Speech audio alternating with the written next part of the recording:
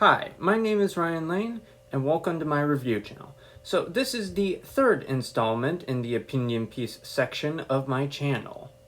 The impact of COVID-19 on movie theaters cannot be understated. In the early months of the pandemic, movie theaters were closed with only limited sources of income, ranging from gift card sales to concession sales, keeping them afloat. And even with movie theaters now open and allowed to be filled to full capacity, these businesses still face two big hurdles: shortened theatrical windows and overall apathy towards the movie-going experience.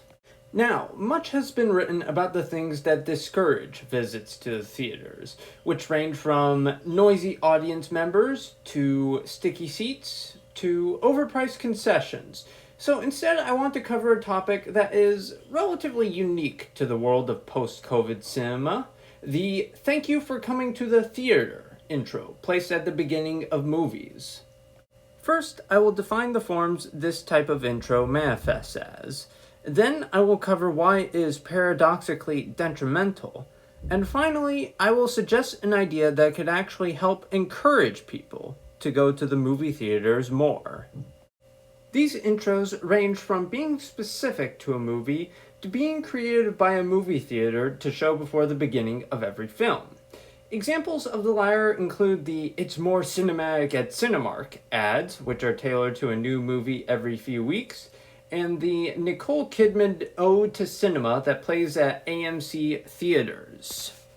Examples of the former typically manifest as one of the primary cast members personally thanking the audience for coming to the theater, and almost every type of film has used this. Films like the sequel to A Quiet Place, the Snake Eyes G.I. Joe Origins movie, and even the new Jackass movie, both all featured thank yous to the audience.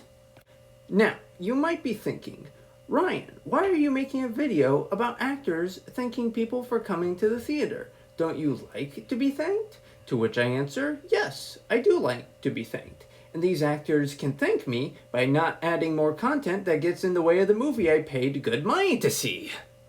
Now, were these thank yous the only thing I had to sit through to watch a movie, I might not have a problem. But they aren't the only thing I have to sit through.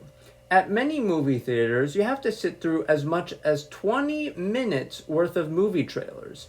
And that's in addition to advertisements for memberships and concessions that movie theaters often put at the beginning and end of the sequence of movie trailers. AMC is one of the worst offenders of this, by the way. With each thank you I have to sit through at a movie theater, the more and more I identify with the heckler from Captain America: The First Avenger. You know, the guy at the theater who's yelling out for the propaganda reel to stop playing and for the cartoon to start. While I do not endorse his yelling out and being obnoxious to other theater goers, I do understand his frustration. And this frustration, at least in my mind, is going to have the opposite effect upon movie theater attendance. Instead of being reminded of the awesomeness of the movies, these thank yous are instead going to frustrate moviegoers and potentially further drive them away from theaters. Because why put up with yet even more padding for a movie when you can watch a film on a streaming service with relatively little to no padding? So let me conclude this op-ed by speaking directly to movie makers and movie exhibitionists. To movie makers, stop making thank you videos. You can thank me by not putting any more unnecessary padding between me and the movie. And the same goes for movie exhibitionists. Or at the very least, if you're going to include these thank you videos, at the very least cut down on the membership and concession advertisements I have to sit through. Because if you continue to pad your movies with thank you videos, you'll ironically enough end up with an ever-decreasing audience of people to thank. Anyway, thank you for watching, and have a good rest of your day.